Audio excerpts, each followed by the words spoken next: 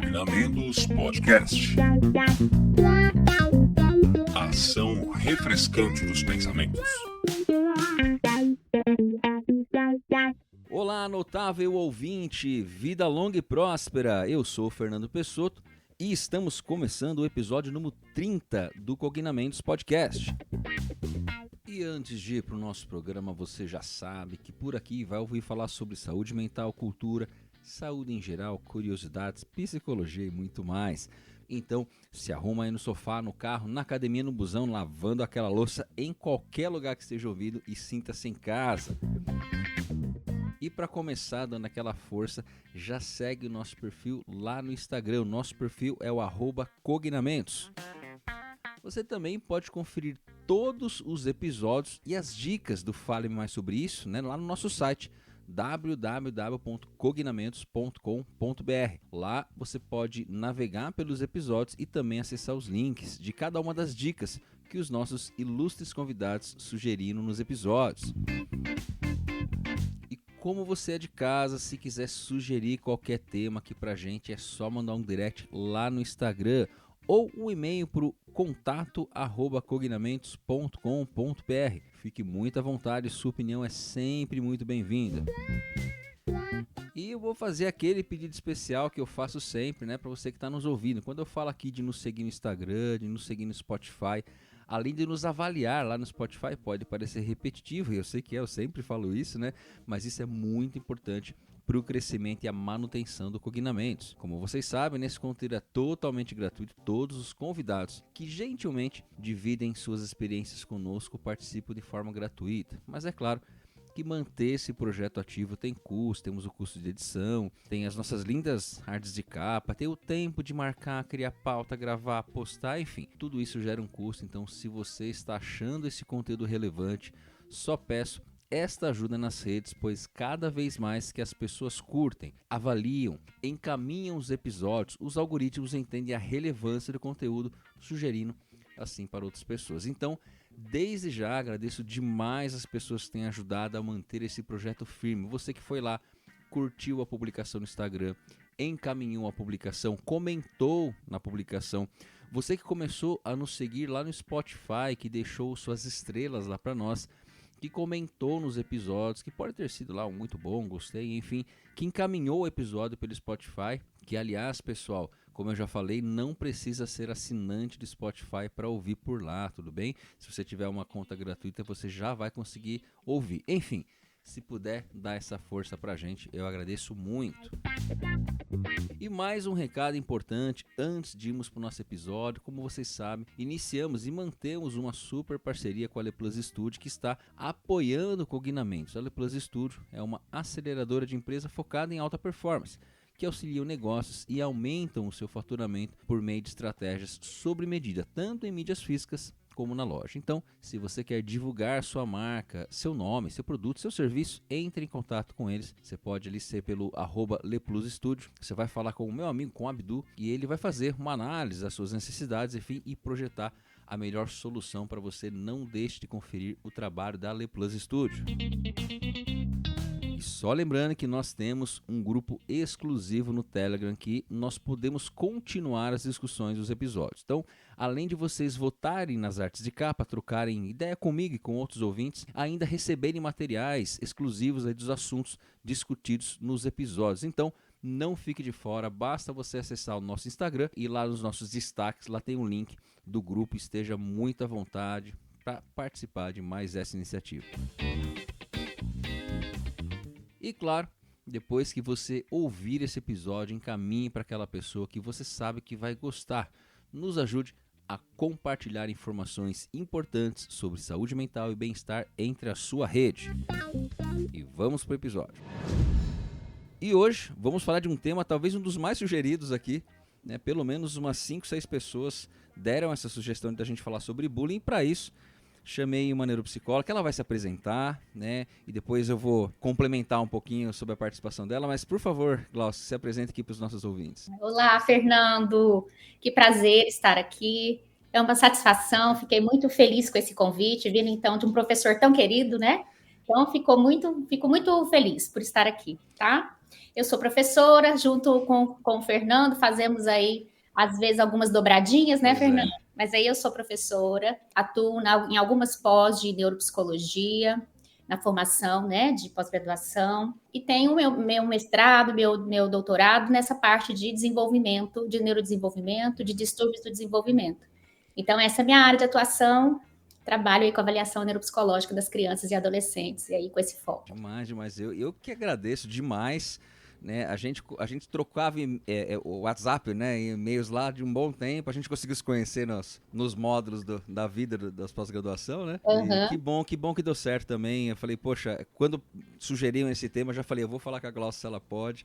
Porque eu acho que, pelo histórico das avaliações, em algum momento isso deve aparecer ali, né? Isso em algum momento faz parte, até porque uma das questões aí, as escolas também, né?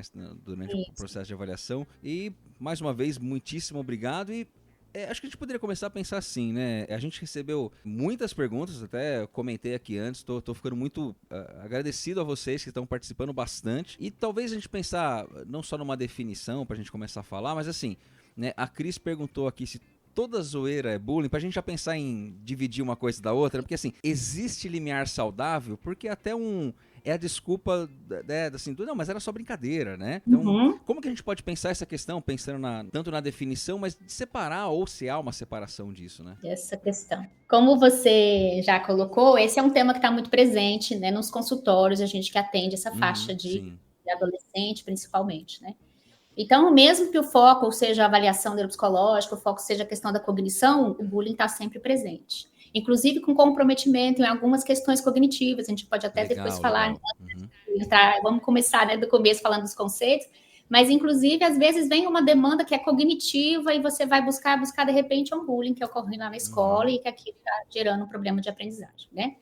Então, voltando, iniciando, né, começando aqui do começo, o bullying, ele é uma situação que é marcada pela questão da intenção. Acho que aí a gente vai pensar na questão da zoeira, igual você falou, né? Tem a intenção, tem a repetição e tem a questão de marcar o poder, sabe? Então, esses três pontos são muito presentes no bullying, tá? Então, assim, a zoeira, a gente pode pensar, né? Igual você colocou aí, zoeira, esse termo, talvez a gente pode brincadeira de mau gosto e tal, né? Sim. A gente pode usar quando a gente está se referindo àquela situação, assim, falou uma questão que não caiu bem, que não foi a intenção de humilhar o outro, de causar dor, né? Tá? E que não tem uma repetição, que não é algo que tem repetição. Eu acho que o que vai ser o diferencial principal aí é o comportamento repetitivo, causando uma situação de humilhação, né, de sofrimento, e principalmente marcando essa questão do poder. Mais poder. Superioridade, talvez, né? Nesse ponto.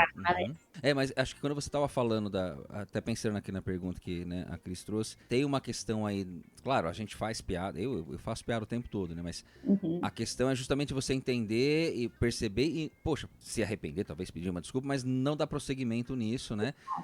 Esse é um ponto, mas acho que essa segunda questão que você trouxe do poder, acho que esse é do que eu leio, não é uma área que eu tenho um grande domínio, assim, mas do que eu vejo, assim, também é algo bastante persistente, assim, né? Sempre essa questão de demonstrar um poder, intimidação, né? E isso talvez é o que está por trás até da motivação dessa pessoa, né? Exatamente, né? Reforçar que ele tem poder, e esse poder ele pode ser físico, ele pode ser psicológico, ele pode ser em várias instâncias aí, né? Mas ele quer deixar claro essa diferença, né?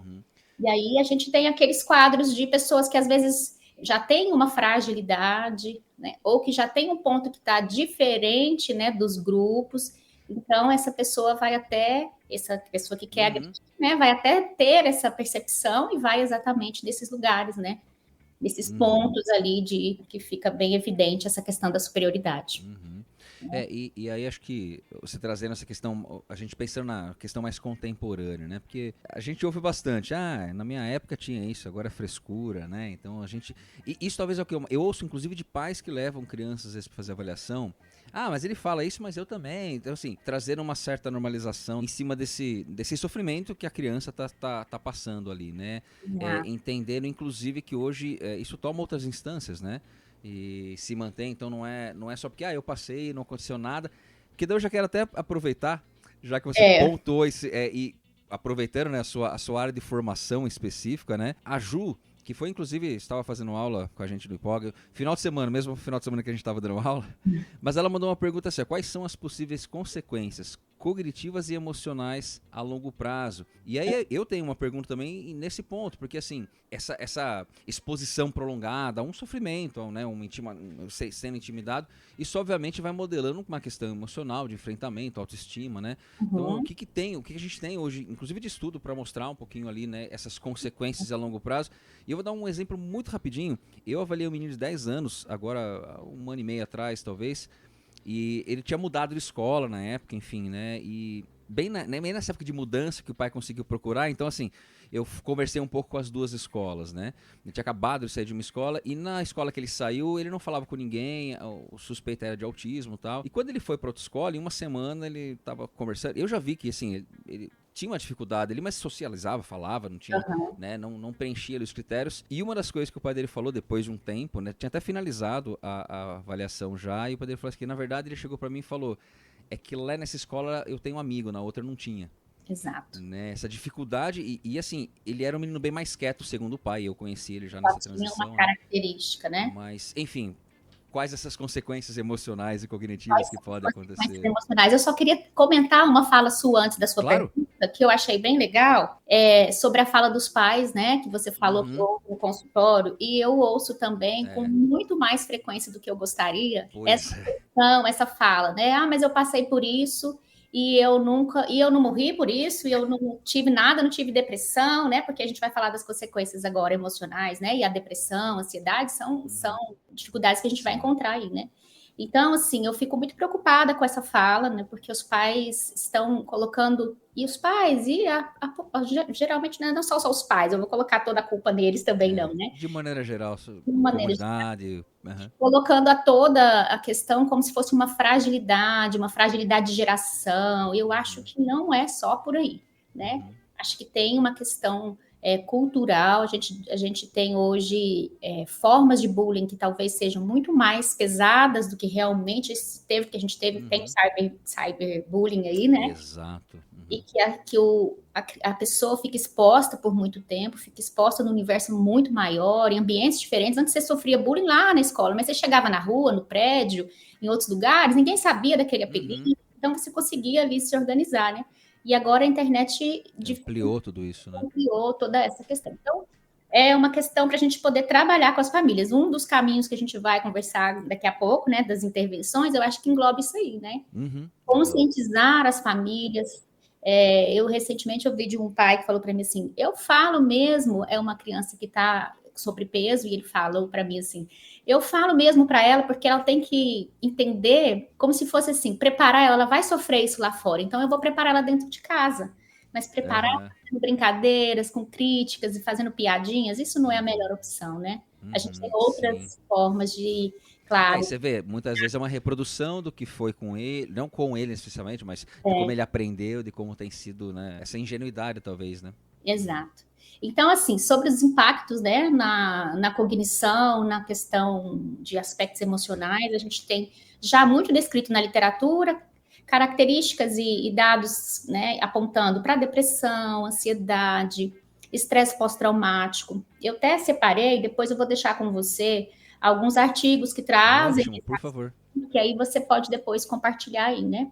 Mas isso já está bem descrito na literatura, essas questões. E de cognição, tem menos, né? Não tem tanto material, assim, trazendo isso, mas a gente observa já, assim, comprometimento, às vezes, na aprendizagem, em relação ao desenvolvimento da atenção, né? Porque imagina, assim, ele está num ambiente que ele está ali ansioso, porque ele sabe da brincadeira que vai ocorrer daí a pouco no intervalo, então ele fica mais desatento, ele fica com dificuldades relacionadas à memória, tá? Então, são questões que eu já vi na avaliação neuropsicológica, eu já vi na clínica de comprometimento. Entende? E acho que faz todo sentido, né? Pensando em desenvolvimento, né? Esse estado de tensão que a criança acaba passando, quanto isso vai influenciar, né, em outras estruturas de neurodesenvolvimento, enfim, né, ocasionando essas dificuldades. E acho que quando você traz a questão do próprio cyberbullying, assim, né, pensando em termos de exposição, né, Muitas vezes é assim, né? O que está na internet, uma vez na internet, está sempre na internet, né? Então é difícil você ter esse controle, inclusive, né? É uma exposição extremamente avassaladora, né? Uma exposição tanto desnecessária quanto gritante, né? Eu já tive situações assim de pacientes que teve que mudar de cidade, sabe? Por conta porque assim, tem cidades, né? Eu acho que Goiânia tem muito essa característica, eu tô falando aqui, atendo aqui em Goiânia, tem essa característica, parece que todo mundo sabe da vida de todo mundo, sabe? Então, assim, já tive episódios e situações com o paciente mesmo de ter, assim, da família optar, não, ela vai ficar fora tanto tempo até isso passar, porque era algo que estava trazendo muitos problemas. E problemas, né, a gente colocou, né, de aprendizagem, problemas emocionais, mas você falou antes, eu acho interessante reforçar, problemas sociais. Sociais, né?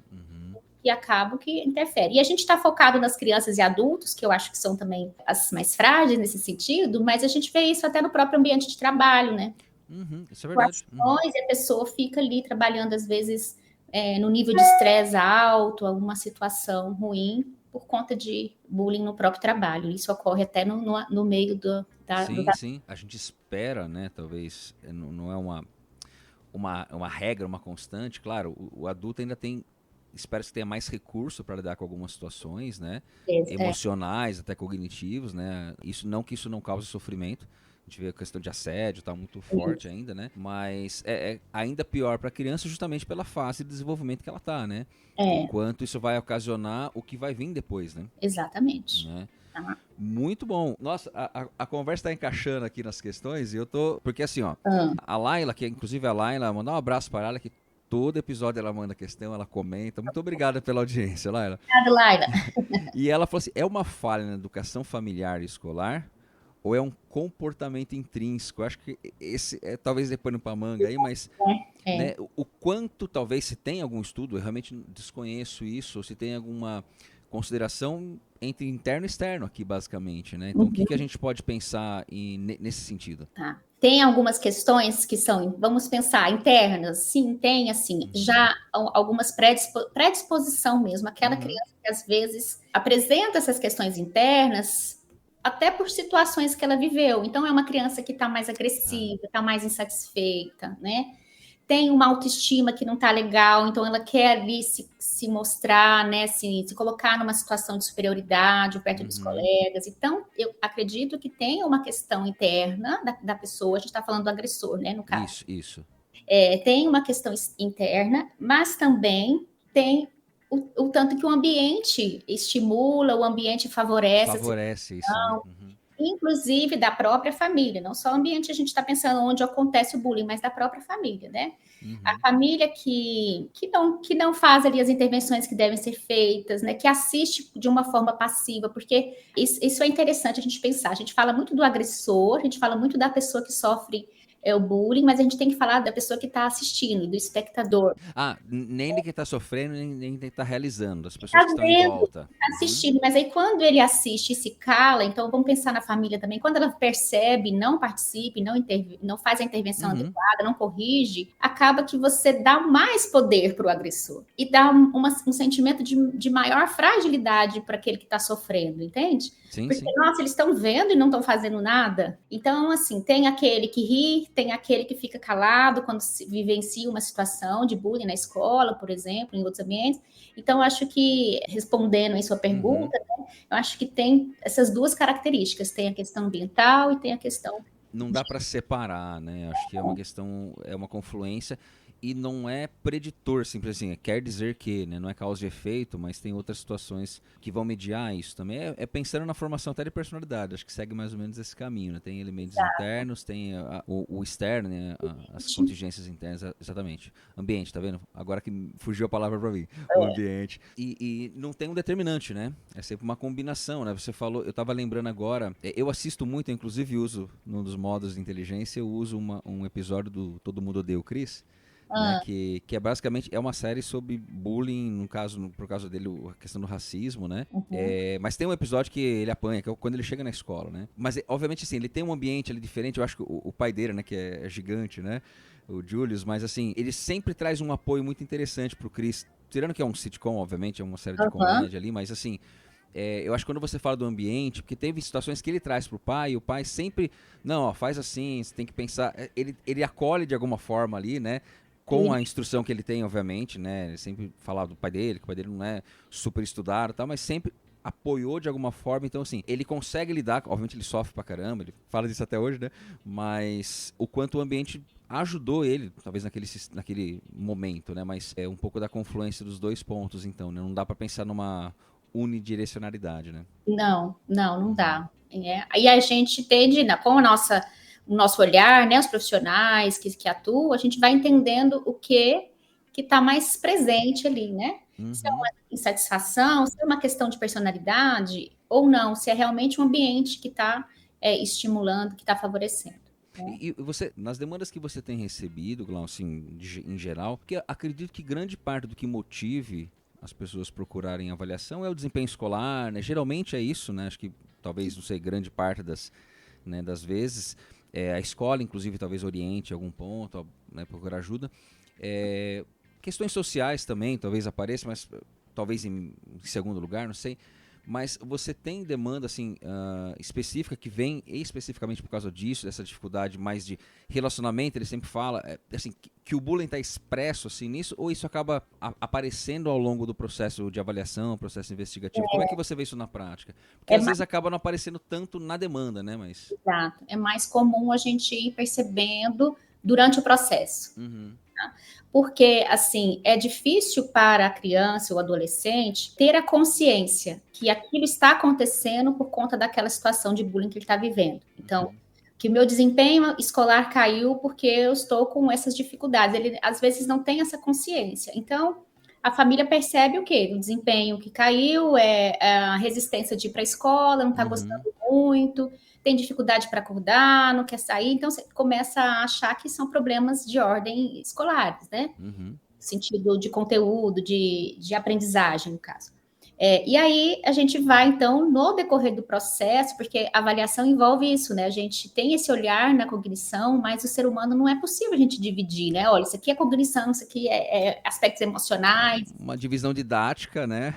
A gente divide, né? Mas no final tá tudo misturado, né? A gente tem que entender, assim, a fazer ali alguns instrumentos mais direcionados, algumas pesquisas direcionadas para a gente poder entender.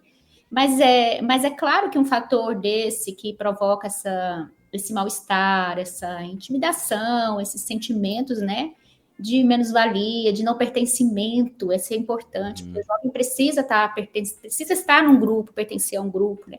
Então, acaba que esses sentimentos vão trazendo a desmotivação, o desinteresse da escola mesmo, e gera problemas de aprendizagem. Aí, quando a gente está na avaliação, que você começa a perguntar, porque, assim, jovens, eu brinco com eles, né? Tem que ter amigos, né? Então, o primeiro sinal, você chega lá e pergunta, não, tem um, tem dois, eu não fui... Não, peraí, tem alguma coisa que já não está indo bem, né? Então, eu acho que isso a gente encontra no decorrer do processo de avaliação mesmo, e aí já no final a gente já faz as orientações, isso aí exige muito participação e parceria com a escola, né? De orientar, porque a gente às vezes precisa fazer uma orientação com a turma inteira. Para a gente não poder apontar, chegar lá, também apontar como... Olha, é outro, né? Ali, só ele é o culpado, porque ele também às vezes é vítima, né? De um ambiente que não está legal, de questões dele que também não são legais, né? Então, nós já fizemos alguns trabalhos, eu já fiz alguns trabalhos, né, junto com a escola, dentro da turma. Você identificar quem que é o agressor. Interessante, no geral, né? A gente encontra, sim, mas não vem como principal, assim, da demanda da avaliação, sabe? Você está falando do trabalho geral, eu me lembro, eu fui dar um ciclo de palestras, assim, isso há bastante tempo, isso foi antes da pandemia ainda, mas uma escola, até uma rede de escola particular do interior, enfim, a questão era que estava surgindo muita questão do cyberbullying, né, na época que, enfim, as redes sociais estavam estourando, mas isso foi antes da pandemia, como eu falei, mas uma das questões foi uma ação da escola, tiveram alguns casos até meio sérios ali, assim, de crianças que não queriam mais ir para a escola, estavam com medo e tal, e foi uma ação envolvendo 100% dos alunos, né, 100% das turmas, então assim, não foi só a palestra, eu acho que dei palestra, acho que foram 4 para os um pouco mais velhos, para os mais novos tiveram dinâmicas, né, eu lembro que era na época do Vingadores Ultimato, então usei o Vingadores Ultimato como tema da palestra, até fui falando, questão do autoconhecimento, que na época tinha o Thor lá que tinha quebrado o martelo. Eu falei, não precisa do martelo, ele precisa, né, do trovão. Mas como você trouxe, eu me lembrei muito que foi uma ação da escola, assim, durou meses, assim, né? Praticamente foi um semestre inteiro batendo nessa tecla em diferentes processos, mas envolvendo 100% das pessoas. Aí não fui eu, mas tiveram palestras e rodas de conversa com os pais, né? Mas trouxe um pouco assim esse assunto à tona e chamou a responsabilidade, na parte que cabe à escola, obviamente, né? De trazer isso bem interessante nesse ponto, quando você falou, né? Não é uma pessoa ou duas, vamos falar para todo mundo, até porque esse 1 ou 2 são casos que foram notificados, que a gente está sabendo. Podem existir outros que a gente nem esteja, né? Exatamente. E aquele que está vendo tem a consciência de denunciar, de fazer algo. Né? Então, aquele que está assistindo, ele não precisa assistir e ser totalmente passivo, né? Ele pode ser também um defensor ali, assumir essa comunicação, né? Tomar frente no processo de alguma forma. Né? Uma coordenação, alguma coisa. Mas aí você falando das suas palestras, isso foi antes ou depois do Covid que você me falou? Foi antes da pandemia ainda. Tá. Que eu lembro que não tinha, tava um monte de gente num lugar só, a gente fez uma dinâmica depois. Assim. Eu tava assim, né? Porque eu fui dar uma pesquisada, né? Porque professor estuda, né? Para fazer qualquer coisa, né? Aí eu fui fazer uma pesquisa e achei um artigo muito legal que falava dessa questão do trabalho. Esse aqui eu não selecionei, mas agora eu me recordei dele. Eu não separei ele aqui, não, mas eu me lembro. Do trabalho que eles fizeram depois do Covid, que eles tiveram que fazer um trabalho mais intenso nas escolas, porque com o Covid houve um aumento muito importante do uso da internet. Sim. Né? Então, os jovens que passavam ali poucas horas, né, no horário extra da escola, começaram a passar o dia todo, né? E isso aumentou muito o número de bullying, né? De cyberbullying, e eles começaram a fazer esse trabalho. Então, achei interessante os dados que eles trouxeram nesse sentido, de como surgiu essa necessidade, né? Até porque eu me lembro que passei uma situação assim, inclusive, mas durante o Covid também, né, assim, os grupos que foram, os vários subgrupos que iam se criando para falar de um, para falar de outro, né, me lembro uma situação dessa também, com uma criança, logo, a gente estava voltando ainda, né, depois do lockdown e tal, e que trazia, o pai trouxe isso, assim, primeiro que era uma criança mais nova, então assim, acabou sendo privado aquela primeiro contato de socialização na escola, né, tava entrando na escola e foi um pouco privado de desenvolver essas habilidades, né, e quando voltou, pegou outros já um pouco mais, talvez, né, habilidosos nesse ponto, e não queria mais ir de jeito nenhum, até porque, falou, eu fiquei há uns 3, 4 anos em casa estudando, por que eu não vou ter que voltar agora? Né? Mas justamente por esse ponto de quanto fortaleceu, infelizmente, né, nesse ponto, infelizmente, a questão do online, né, das mídias, e quanto, como a gente falou um pouquinho antes, né, não dá muito para retirar, aquilo lá tá feito, né? Leva um tempo maior para que isso seja, não nem falar esquecido, mas superado de alguma forma, né? E aí, sabe o que eu também encontrei nas minhas pesquisas aqui? Um artigo, esse eu até separei. Legal. Eu achei, isso foi novidade para mim, porque isso é uma automutilação digital. Puxa vida. Surgiu esse termo depois da pandemia, que era assim, as crianças jovens, assim, com uma questão muito, claro, de autoestima e tudo, começaram a se atacar na própria rede, sabe? Se atacar? Nossa, entendi. Isso ligado às questões de suicídio. Então, eram jovens com uma tendência já suicidas, então, e eles observaram esse tipo de comportamento. Olha assim, como é complexo, né? Essa questão que a gente conversa hoje, olha como é. Tá? E falando até em suicídio, só para amarrar, o quanto está associado, eu achei um número... Eu vou até achar esse número aqui para você, para te passar, mas eu achei um número bem alto de comportamentos ou ideias. Até aproveitando que você vai pegar aí no material, eu tava fazendo 2 rodas de conversa hoje de manhã numa empresa sobre saúde mental, e eu trouxe alguns dados de Janeiro Branco, tal, ali, que inclusive está no site deles, e eu vi um dos números, que é de 2011 a 2022, o índice de automutilação, isso geral, de automutilação, né, e suicídio, cresceu 6% por ano. E o que chamou a atenção, o maior crescimento foi entre pessoas de 10 a 24 anos. Exato. Eu fiquei bastante assustado, eu também não tinha essa noção, né? Quer dizer, um crescimento de 6% e a concentração, tá? criança, né? De 10 a 24 anos ali. Então, Exato. assim, eu fiquei bastante assustado, na verdade. Eu falei, nossa, o quanto isso que corrobora um pouco do que você está trazendo, né? Exato. Essa exposição e talvez, assim, algumas crianças que iriam para socialização dentro da escola foram privadas. Então, a socialização se acabou correndo muito pelo meio digital, né? Exato. Então, e olha só, eu achei aqui, ó, um dado do CDC, 17% dos adolescentes vítimas de cyberbullying relatam ideação suicida. 17%. Uau! Né? 1 a cada 3, isso da Unesco, de 23, esses dados. 1 a cada 3 estudantes no mundo sofrem bullying. É muita coisa, né? É muita então, coisa, que né? a gente precisa trazer para a gente pensar, isso não pode ficar sem ser comentado, né? E às vezes a gente pensa assim, mas vamos falar sobre bullying, mas a gente já, de novo, esse assunto, né? Mas ainda tem muito pouco de políticas públicas, muito pouco de conscientização das escolas, das famílias. Então, acho que quando a gente tiver oportunidade, a gente precisa falar assim, Tem né? que falar. E antes a gente ir para essa parte de talvez mais intervenção, que eu tô agrupando as perguntas um pouco por tema aqui, mas a Sabrina, que inclusive abraço a Sabrina, que faz as artes de capa dos nossos episódios. Que legal. Ela é uma estudante de psicologia, artista plástica, então faz os desenhos, né? São lindos. E ela fala assim, bullying silencioso, como a gente tá falando, você comentou um pouquinho antes sobre a criança começa a mudar um pouco o comportamento, não quer mais ir, começa a ficar mais quieta. Às vezes começa, eu me lembro de um caso conhecido, nem de paciente, mas que meu filho começou toda vez que vai, começa a ter diarreia e não vai para a escola. Quer dizer, até o corpo está mostrando, começa a ter dor de cabeça, dor de estômago, enfim. Mas bullying silencioso, como identificar mudanças sutis de comportamento em quem sofre? E até juntando um pouco dessa questão que essa demanda, essa pergunta, essa dúvida é frequente, eu fiz 6 rodas de conversa agora recentemente numa empresa, né, tentaram abranger quase todos os colaboradores ali, e acho que em 3 delas apareceram, porque todo mundo pergunta sobre depressão, né, é um tema que as pessoas querem saber também, enfim, e perguntaram isso, né, assim, porque às vezes a mudança da pessoa é tão sutil, né, que a gente não nota, tal. Enfim, acho que no bullying talvez seja um paralelo isso, até porque você falou, uma das consequências de saúde mental que pode evoluir para isso, enfim, pode chegar num quadro depressivo, né?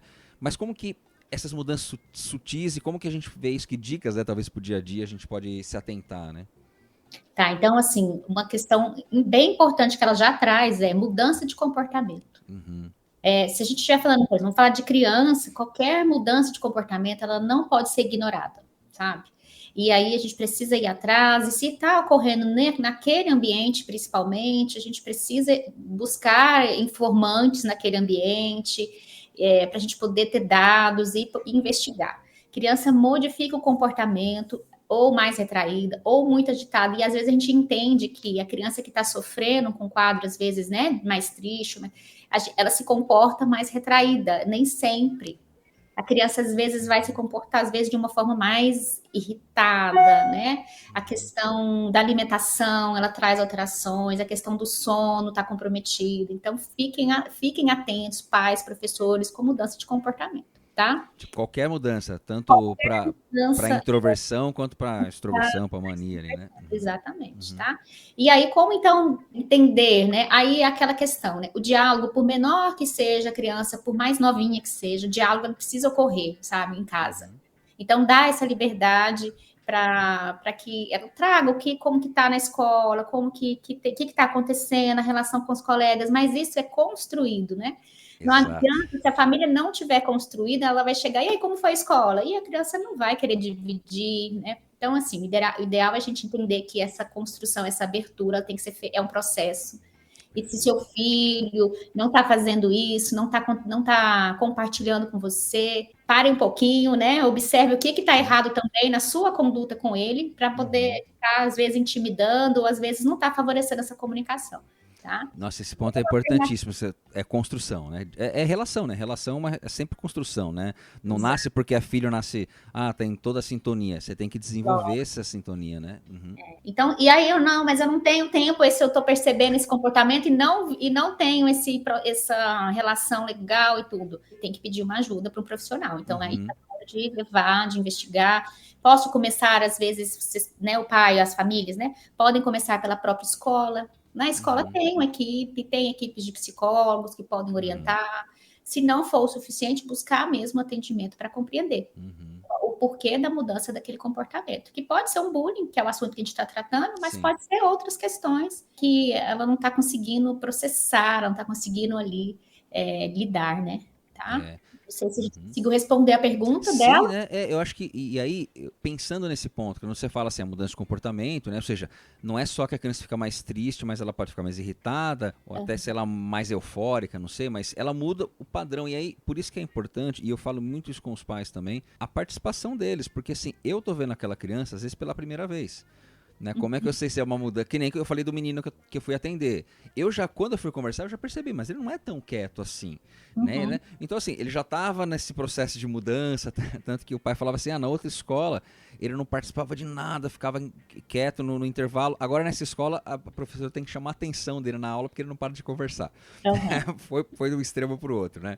Mas acho que por isso que é importante de você entender essa linha, né, esse padrão de comportamento para entender o que está saindo, né? É claro que a criança vai mudando, né, com o tempo, né? E isso é uma escola, assim, né? Porque eu tenho os dois meninos, um de 13 e um de 8, que inclusive já gravaram um episódio aqui com a gente sobre saúde mental, né? Coisa de criança. Legal. E a gente conversa bastante, a gente conversa muito, todo dia, então, né? Ou eu vou levar ou buscar na escola, mas sempre que eu chego, e aí como é que foi, como é que tá, né?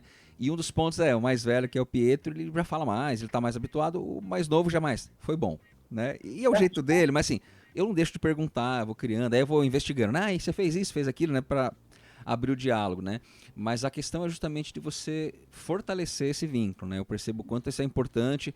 Eu me lembro uma época que só tinha o Pietro, né? Não tinha ainda o Davi. E assim, eu tava trabalhando mais do que eu trabalho hoje, muito, muito. Com jeito? Não sei, eu penso hoje e falo, nossa, hoje eu já trabalho bastante, naquela época tava, né, pré-pandemia ali, mas um dos pontos era assim, nossa, eu preciso realmente dar uma diminuída, porque eu preciso estar presente ali, né? E aí a questão da opção, né? Então, não é nenhum, nossa, olha que exemplo de nada, é a luta no dia a dia, né? Não é fácil, acho que esse ponto de estabelecer algumas comunicações, eles vão passando por algumas fases. Você passou por isso? Passei, mas há 40 anos atrás era diferente, né? Claro. Então, acho que é interessante que você falou, porque isso denota uma proximidade dos pais, até porque a gente precisa dessas informações para fazer uma avaliação, para fazer uma intervenção, né? Então, assim, a proximidade, o desenvolvimento dessa habilidade com os pais, ela é fundamental, né? Ou da rede de apoio, a gente está falando dos pais, não necessariamente aquela figura pai, mãe, mas da figura ali de apoio, do quadro de apoio dessa criança, né? Exatamente. E assim, entender que, claro, a criança vai desenvolver, então ela vai mudar, é o que a gente espera, lógico, mas a mudança que ocorre do desenvolvimento é uma mudança natural, ela vai ocorrendo. Claro que de vez em quando você vai se surpreender com uma novidade, uma coisa que ele aprendeu que você não sabia e tal, mas a gente está falando assim de mudanças realmente pontuais, que ele vem desenvolvendo com um estilo de funcionamento, uma dinâmica de um jeito, de repente ele modifica, tá? E aí, principalmente nas questões básicas, né? Então, a questão do humor, da alimentação, do sono, essas são as questões básicas, né? Então, começou algum comprometimento em relação a isso, alguma mudança, já ligue aí o alerta e procure ajuda, caso necessário. Se necessário, eu acho que o primeiro passo, talvez, lógico, falar com a criança, entender, mas procurar a escola até para entender, né? Você falou, as escolas têm, ao menos, responsáveis, equipes, né, para lidar com isso, né? E obviamente, é onde está acontecendo, a gente não está na escola, né, enquanto pais, né? Eu não estou na escola vendo, né? Então, assim, eu sei o que ele traz, eu sei o que a criança traz, mas é justamente esse ponto de se comprometer, né? Acho que não tem outra forma de fazer, né? E a gente está sempre falando das escolas, porque é um ambiente que a criança está sozinha e está com outros pares, né? Mas a gente pode estender isso aos outros ambientes. Então, por exemplo, lá no futebol, né? Já tive situações lá no consultório não, é lá o futebol que está gerando essa angústia e tudo. Então, assim, ficar atentos ao outro ambiente, a outros ambientes que a criança vai e pesquisar também, né? Quanto mais próximo você tiver, mais informação você vai ter, né? Então, com certeza. Eu vou aproveitar então, acho que tem talvez duas questões interligadas aqui, pensando na questão de intervenção, para depois ir para talvez uma última, infelizmente, né, uma das pessoas colocou que mal começaram as aulas, meu filho já passou por uma situação de bullying na escola, foi a primeira semana, né, eu até respondi fiz essa interação lá no Instagram, falei, poxa, espero que supere, né, ou que resolva logo essa situação, talvez essa questão da ansiedade da molecada, mas são questões que provavelmente não é que aconteceu ali, já vinha de algum tempo, né, mas duas questões aqui, que falam justamente, primeiro o Ahmed, que foi meu aluno também, trabalha com estimulação neurocognitiva, muito, muito competente, ele falou, quais as estratégias com eficácia comprovada os psicólogos podem adotar na escola, e a Bianca, que também falou aqui, pontuar sobre ações coletivas em relação a bullying, escola e família, que acho que uma questão vai complementar a outra, né? Em termos de o que a gente tem de comprovação ou de estudo, ou até da sua prática, né, Glaucio? Talvez, como você falou, a gente foi fazer uma ação na escola. O que a gente pode pensar em termos de ação e o que a gente tem tido como resultado em relação a isso? Tá, existe em relação a programas, né, que foram desenvolvidos, existe um programa que foi desenvolvido na Finlândia, né, tudo que vem de lá também, bom. O país, né? Então, e até fiz uma anotação aqui para trazer para vocês, ó, é um programa que ele foi desenvolvido para crianças de 6 a 12 anos e trabalha essas questões de prevenção, achei fantástico, assim, sabe? Programa, toda a estrutura de trabalho, né? Então, e aí são os pontos que eu acredito que também deva ser desenvolvido nesse contexto, responde a pergunta aí da aluna. Prevenção, intervenção e monitoramento. Então, criar nas escolas, e aí o programa pode ser um start aí para conhecer, para saber como foi feito, mas criar nas escolas estratégias de prevenção mesmo, né? Então, a prevenção a gente tem que fazer com orientação, né? Trazer dados, orientar os alunos, orientar os alunos de um modo geral, não necessariamente aquelas turmas que têm alguma situação, né? Intervir o quanto antes, porque você falava dessa pessoa que colocou lá a pergunta, né?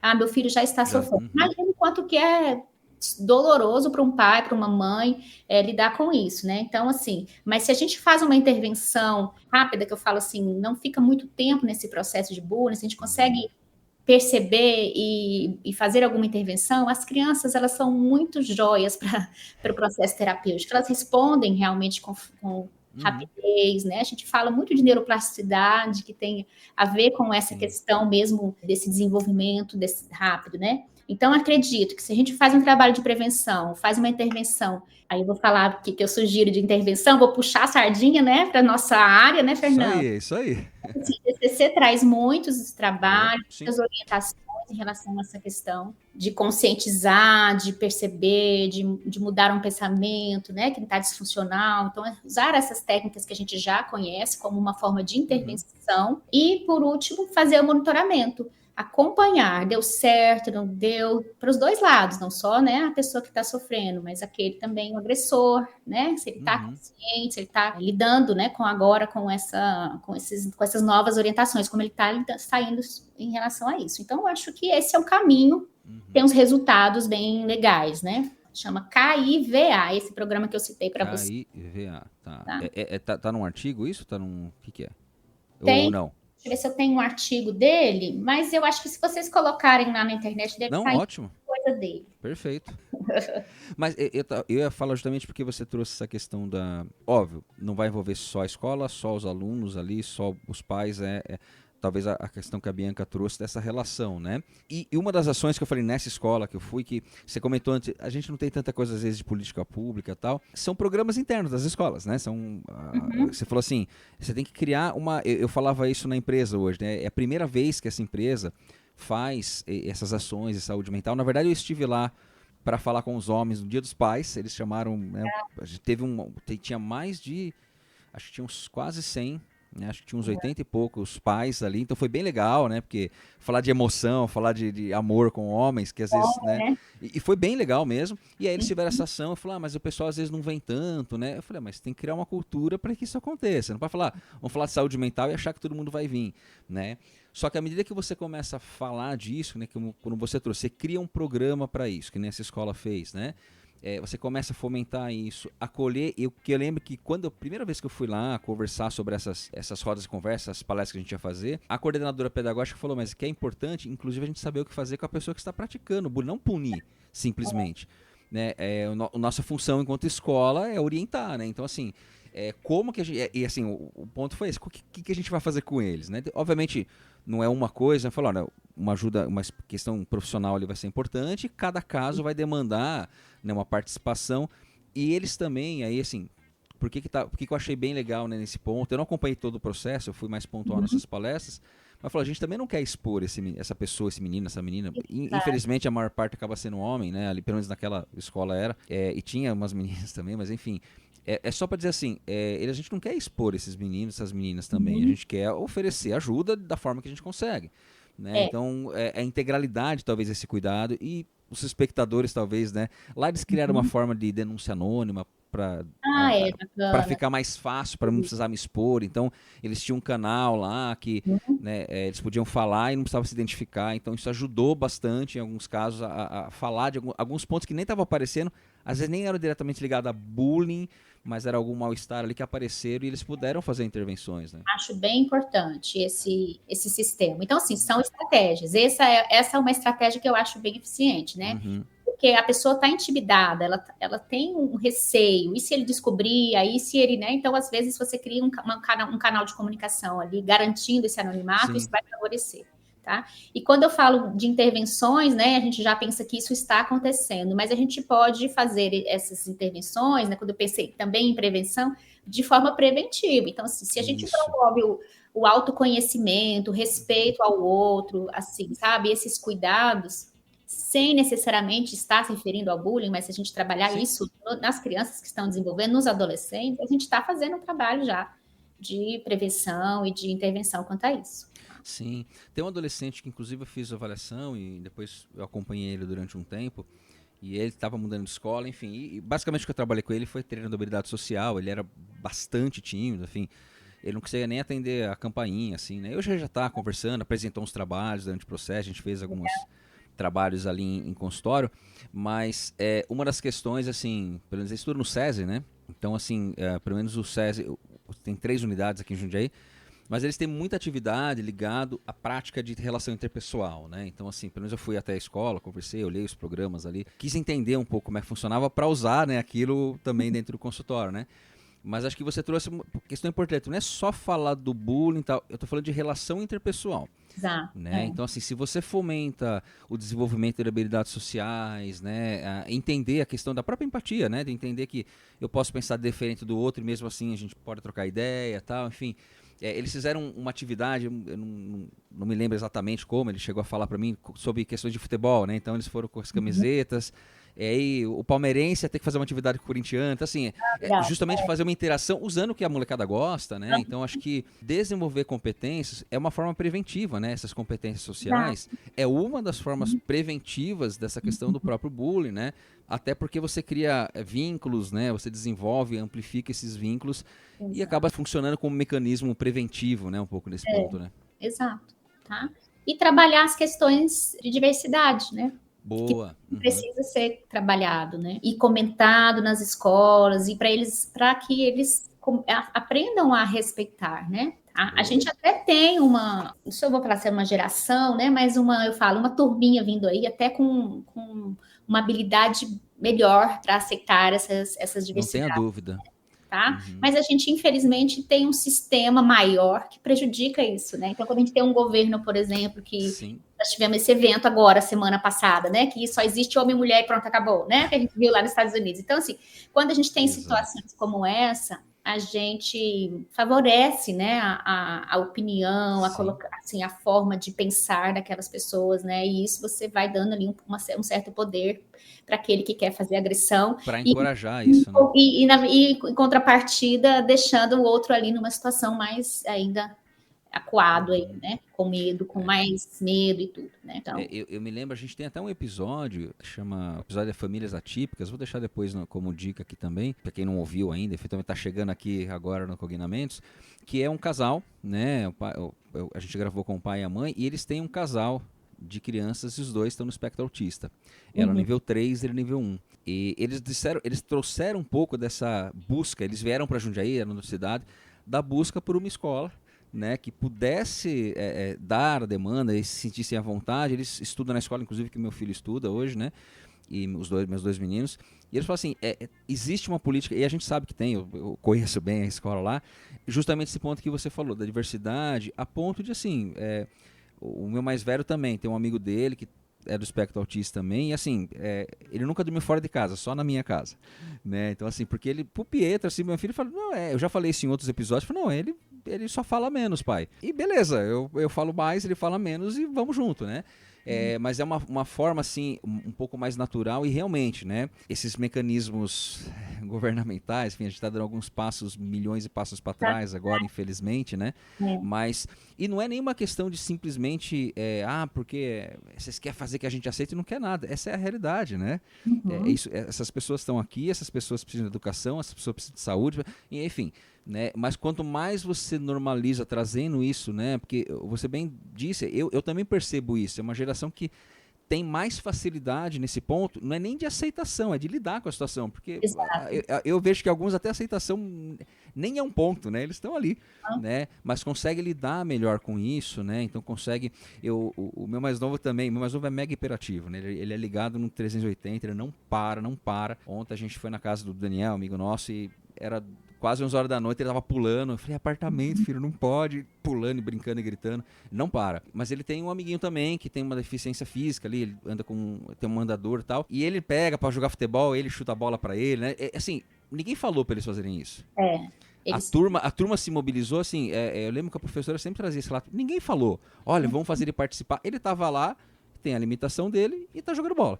Né? Eu acho que isso que é legal, assim, vem uma questão um pouco mais natural e, obviamente, se você cresce nesse ambiente, né, você entende que aquilo é só uma outra situação, né? E aí, infelizmente, não tem tantos ambientes, assim, que estão saudáveis, você né? Tem razão. As crianças hoje, em relação a isso, talvez estejam mais fáceis do que os adultos, né? Pois é. Então, as famílias, às vezes, a gente precisa orientar mais em relação a isso, porque às vezes não vem da criança, vem lá da casa, né? E ele traz a fala, então, para a escola. Isso é verdade. Algumas coisas, alguma situação que é diferente dele, né? Tá? Exato. E a gente tem várias questões que podem ser diferentes, e às vezes a criança não percebeu isso, mas aí a família percebe já, então, né, traz para a escola. Então, isso aí também, né? Exato, né? A gente tá falando no começo, quanto mais envolvimento, né? Quanto mais participação, enfim, mais fácil das mudanças acontecerem de forma mais saudável, né? E o importante é a gente deixar, então, claro que a gente precisa fazer alguma coisa aqui, né? O abandono de escolar é muito grande quando a gente pensa no bullying, né? E a relação, para mim, assim, o que é o ponto principal é a relação com a saúde mental, e aí a gente pensa no suicídio, sim. Como uma, assim, né, como uma questão talvez mais grave, né, que a gente precisa acudir e fazer algo, e muito em função disso. Você está falando, assim, até uma das pessoas que comentou sobre, né, que sugeriu fazer esse episódio, foi justamente essa demanda, uma filha adolescente que simplesmente falou, não vou mais à escola. Né, não vou, não quero, não adianta. Começou a passar mal, o que eu falei, né? Começou a ter reações físicas ali, enfim. E não foi, né? Não foi, se tornou ela já estava percebendo, obviamente, foi atrás, mas assim, se tornou uma adolescente ali bem triste, né?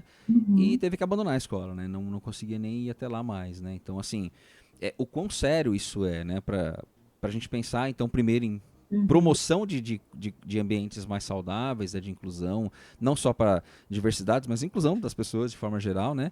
Mas também a manutenção disso e o monitoramento, né? Que isso possa ser... Tem que fazer parte da pauta escolar, né? É esse ponto, né? Exato. Eu vou aproveitar uma última pergunta, não que a gente precisa acabar, mas uma última pergunta que a Cris também trouxe, que acho que é um pouco para dar segmento que a gente está falando, e me lembrou aqui do Cris quando eu estava falando, né? Mas assim, se é mito, ou o que tem de mito, ou pode não ser mito, mas lidar com o bullying pode ser um impulsionador, ou seja, será que isso pode desenvolver algo, né, uma resiliência talvez nesse ponto? Pode acontecer isso, porque a gente sabe que você já falou aqui, né, você trouxe alguns dados, inclusive, mostrando que, inclusive, pode evoluir para questões bem negativas, bem ruins, mas na sua experiência, ou se você tem alguma informação... Pode ser como um fator... Se lidar com o bullying pode ser um impulsionador, né? Ou seja, para desenvolvimento. Isso. Foi o que eu entendi da pergunta também, tá? Cris, se não foi isso, mas espero que seja. Olha, é muito arriscado isso, né, Fernando? Porque, olha só, a gente tem outras estratégias que com certeza contribuem para o desenvolvimento e que a gente não precisa utilizar disso pensando que isso pode resultar em algo positivo. É muito mais chance de resultar em algo negativo. Né? Então, o que eu posso, então, contribuir na minha casa para trabalhar essa resiliência, essa questão? Autoestima, gente, é assim, ele tem que entender mesmo que ele é amado, que ele é bem-quisto naquele lugar, que ele é pertencente àquele grupo, que ele é capaz de algumas coisas, outras ele não é, tudo bem, mas ele sabe fazer aquilo que é bom. Então, assim, precisa ter confiança, principalmente confiança no amor, no carinho dos outros. Eu acho que isso aí você trabalha, se é essa pergunta, né? Se a gente entendeu, então acho que a partir daí você com certeza garante ali algo que possa ser positivo. Agora, você, que é bem a questão, né, Fernando, que eu falei bem no começo, do pai ter falado para mim isso. Pois é. Que ele fazia bullying com a filha dentro de casa para preparar a filha para o bullying lá fora.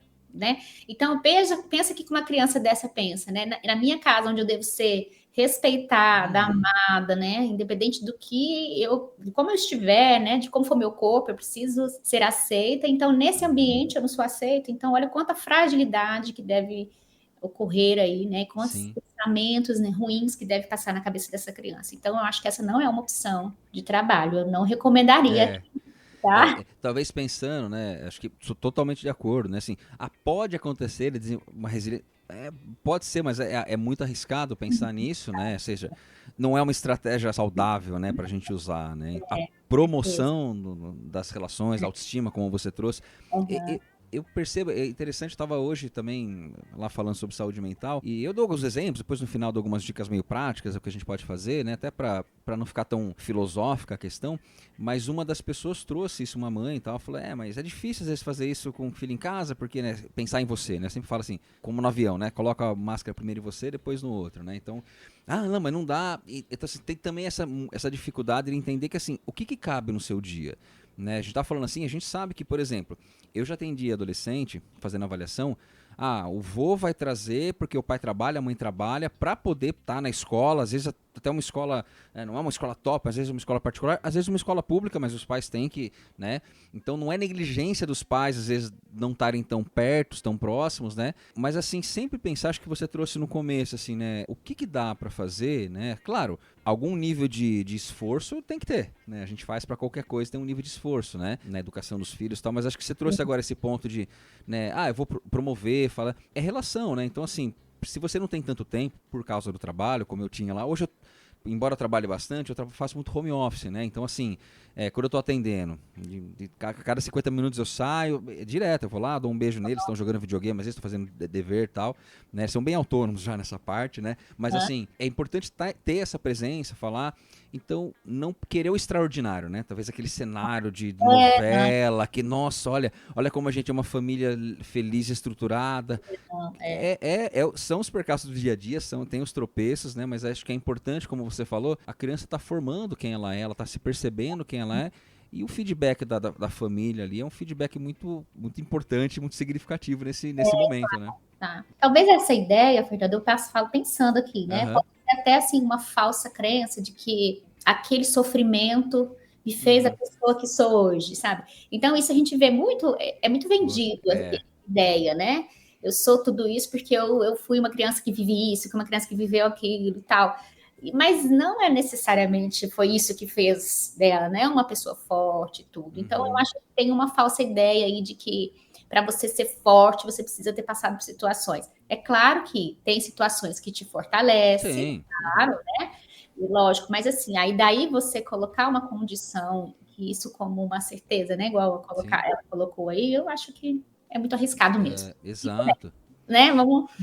exato. Mas acho que você sintetizou agora bem, né? Assim, pensando que, claro, a gente, em psicologia, sobre desenvolvimento, que é a sua área, inclusive, assim, difícil pensar sempre em causa e efeito, né? A gente tem elementos que estão ali contribuindo e tal, mas é isso, né? A criança está recebendo esse feedback o tempo todo, não só na fala, né? Isso que é importante, não é só falar, né? Tem a ação ali, né? As crianças aprendem muito, inclusive, nessa observação, né? E eu percebo muito... Tô vendo que você tem um monte de livro aí, eu também tenho um monte de livro aqui. O meu mais velho, o mais novo, menos, tá? Mas ele sempre me viu lendo, ele sempre me vem com um livro e tal. É um hábito que ele tem, ele gosta, né? Ele gosta, inclusive ele é louco por matemática, que bom, que ele é excelente, ficou em medalha de prata já em campeonato de matemática, né? Então, assim, mas... fica todo, né? Pai todo babão, né? Falando. Não, isso precisa ser passado, né? Esse riso que você tá aí, essa alegria... Tem uma questão que eu escuto no consultório que eu também me incomoda, assim. Foi tão bom que eu nem falei nada, porque senão estraga. Não, pelo amor de Deus. Fala, né? Fale, mostre que você tá babando, que você tá orgulhoso. Acho que isso é muito importante. Isso não estraga. Algumas pessoas já me perguntaram isso, né? Eu falo, amor demais não estraga, não, né? Porque tem essa preocupação. Sim. ele vai ficar assim, vai ficar assado. Não, tem outros comportamentos que são realmente prejudiciais, muita proteção, mas a gente está falando desse orgulho, desse amor, isso aí não traz. É diferente, né, de falar do amor, desse carinho, do que uma super proteção ali, né? E é verdade, né? Quando eu faço questão de falar essas coisas, né? Todo desenho, cada desenho que ele faz, eu tenho o Funko, quem ouve já sabe, eu tenho o Funko do canal, que é um bonequinho, e ele faz de papel, né? Ele fez esse aqui que sou eu, ó. Né? Então, legal. assim, fica aqui, né? Eu até falei quando a gente gravou o especial de aniversário, eu falei, não, esse é o especial, né, obviamente, mas eu acho que é esse ponto de valorizar e sempre dar esse feedback, né, então assim, o quanto é importante, né, essa relação, então, mais uma vez, não é só falar, não é só, fiz lá, agora vou embora, mas é a constância, da mesma forma que a gente comentou no começo, o bullying tem a repetição, isso vai causando uma deteriorização, um sofrimento, né? O amor também é uma continuidade que vai causando algo positivo, né? Então, e aí, o que isso tem a ver com bullying? A gente está falando que assim, ó, se ele tem esse sentimento, ele está mais fortalecido para responder uma situação de bullying, para não sentir tanto aquela crítica, né? E porque ele sabe que, vamos supor, ele sabe que ele não é aquilo lá mesmo, então um colega acha aquilo dele, ele não está dando tanta importância, né? Então é por aí, né? Bacana. Bom, eu acho que a gente falou de bastante coisa. Obviamente, gente, como vocês já sabem, qualquer assunto aqui, a gente tem episódios de 1 hora, às vezes um pouquinho mais, mas assim, não dá para esgotar um assunto. Acho que esse é um assunto bastante complexo. A gente falou de cyberbullying, mas não aprofundou até. A gente pode pensar num outro momento de falar disso, né? Mas, como sempre, nós temos as nossas dicas aí, caso quem queira aprofundar um pouquinho mais, né? Quem queira aí entender, talvez, se aprofundar no assunto. Então, nós vamos para o nosso Fale-me Mais sobre isso. E ficam aí as dicas para quem quiser aprofundar no assunto. Fale-me mais sobre isso. Bacana. Olha, eu encontrei algumas cartilhas, e uma cartilha que foi desenvolvida pelo Cartoon Network. Que legal! Contra o bullying. E eu achei fantástico. Então, assim, tem cartilha como uma introdução, mesmo explicando o que é, e aí é legal para levar para as escolas, para distribuir material aí como, né, para... Faz. Não, mas tem a cartilha específica. Então, assim, no ensino fundamental 1, como é que pode ser tratado, no ensino fundamental 2. Interessante. Por etapa, assim, por faixa. Exatamente. E tem você já conhecia esse material? Não, Fernando? Não conheço. Não. Ele também bacana. E tem, assim, pro professor dessa faixa etária, tá? Nossa, os diretores da escola, para os pais. Então, tudo dividido. Achei maravilhoso. Fantástico. Tá? Com certeza, se vocês colocarem lá bullying, Cartoon Network, vai sair alguma coisa aí. Nossas dicas vão estar todas linkadas. Eu vou procurar e tá linkado no episódio, fica tranquilo. Tá? Eu fui atrás de documentários e séries porque eu conheço o Fernando. Eu falei, o Fernando canta, o Fernando fala série, ele sabe todos os heróis, eu tenho que ter alguma cartinha atrás. E nesse episódio eu não vou dar nenhuma dica sobre isso. E nem cantou, e nem falou música, eu fiquei esperando aqui, alguma coisa. Não, de fato, eu não sei nenhuma música que trata sobre esse assunto, nem para poder te dar aí a dica, né, Marcos? Vou pensar aqui, mas pode falar. Eu vi uma série que chama Ninguém Mandou Se Meter com a Gente, que é uma série de adolescente, que conta a história de 3 adolescentes, líder de torcida, que se unem para combater o bullying. Então, eu acho que é um material legal para trabalhar com os adolescentes e tudo, tá? Eu vi um documentário, esse legal, eu assisti, só que eu não sei se tem ele em português, não consegui achar ele em português. Chama Bullying, a Culture of Silence, a cultura do silêncio. Achei ele muito bom, tá? Poxa, deve ser bom mesmo. Eu acho que talvez, se você encontrar a versão em português, seria interessante para passar para as escolas, nessas reuniões que a gente faz. Ele tem, acho que 40, 50 minutos, ele é bem longuinho, mas às vezes dá para a gente tirar alguns pedaços ali, né? Tá? Como sugestões aí, eu trouxe alguns sites que eu achei esse material que eu vim trazendo para vocês e vou te mandar. O site que eu procurei, na verdade, foi o site da Unesco, do Centro de Controle de Doenças, para a gente começar a pensar nas estatísticas, no que tinha, né? E outras referências que eu trouxe de artigo, eu separei aqui uns 5, eu vou te mandar as referências. Aí são... Ótimo, pode mandar sim.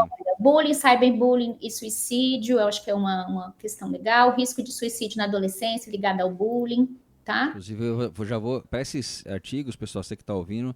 no nosso grupinho lá do Telegram, que a gente tem um grupo exclusivo no Telegram, eu vou colocar sempre coloco artigos lá sobre os assuntos, eu vou deixar esses artigos lá abaixo aqui, entrego lá pro pessoal também.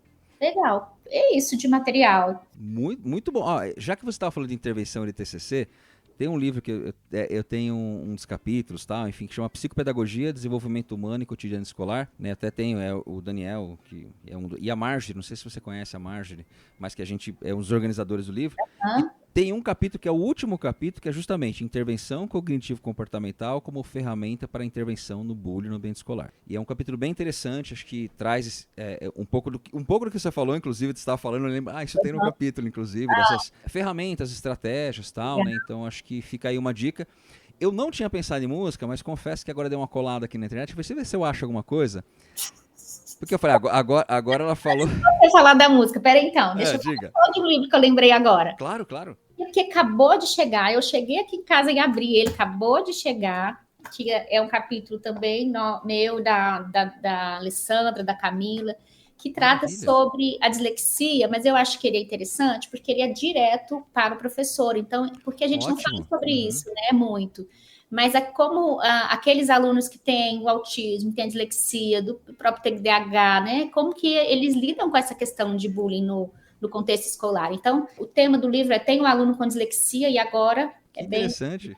Acabou de sair? Acabou de chegar na minha casa. Deve ter saído tem um mês, por aí. E o nosso capítulo chama Manejo do Escolar com Dislexia em Contexto Educacional. Maravilha, poxa. E o que pode, inclusive, você está falando, acredito que vocês abordem isso aí, né? A própria questão dessa dificuldade, eventualmente, que a gente tem um episódio sobre dislexia, né, inclusive com o Ricardo Franco e tal, ele fala isso, né, a criança vai tendo dificuldade e tal, isso pode causar um ambiente um pouco, né, ele pode sofrer um pouco de discriminação, eventualmente, ou ele se sentir assim, né, acho que o quanto é importante, né.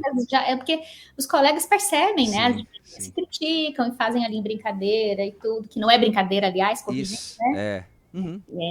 Mas, Glauci, eu quero agradecer demais sua disponibilidade. Assim, eu sempre falo, né, as pessoas que vêm aqui gentilmente ceder seu tempo para trazer um tema sobre saúde mental para que a gente possa comunicar, né, saúde e bem-estar de forma bem informada, né, e que as pessoas possam ter acesso. Sempre agradeço, sei que você achou um espaço na nossa agenda para conversar, a gente conseguiu se ajustar. Muitíssimo obrigado mesmo, tenho certeza que a audiência gostou demais também. Que bom, eu que agradeço.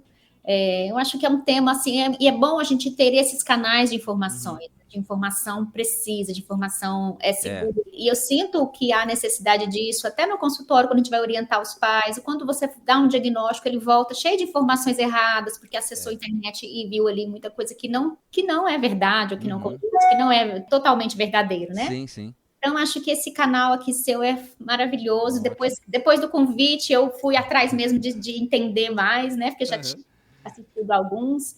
Eu achei muito bacana. Você está de parabéns pelo trabalho. Fico muito contente pelo convite. Bom, e eu gostei desse negócio. Olha, deixa eu te falar. Eu sou uma consumidora muito de podcast. Que maravilha, poxa. Carro e escuto. E eu sou, assim, bem eclética. Tem de tudo quanto é jeito. Tem notícia, tem bobeira, tem tudo, né? Eu gosto de bobagem, também adoro. Mas eu nunca tinha feito. Já tinha tido alguns convites e não tinha participado. Então, nossa, que honra! Gostei, fique aí aberto para novos convites. Teremos mais episódios, não tenha dúvida. A gente vai gravar sobre outras coisas, se não tenha dúvida. Não perca a oportunidade. Eu falo, a gente tem tanta gente que a gente conhece com uma formação, com uma prática tão bacana, a gente tem que chamar para conversar, né? Agradeço, Glaucio. Obrigado e fico honrado aí com essa disponibilidade sua aí de estar gravando exclusivamente, Então tá começando aqui, primeira vez gravando aqui. Valeu, obrigado mesmo. Obrigada a você. Valeu, até a próxima. Tchau, tchau.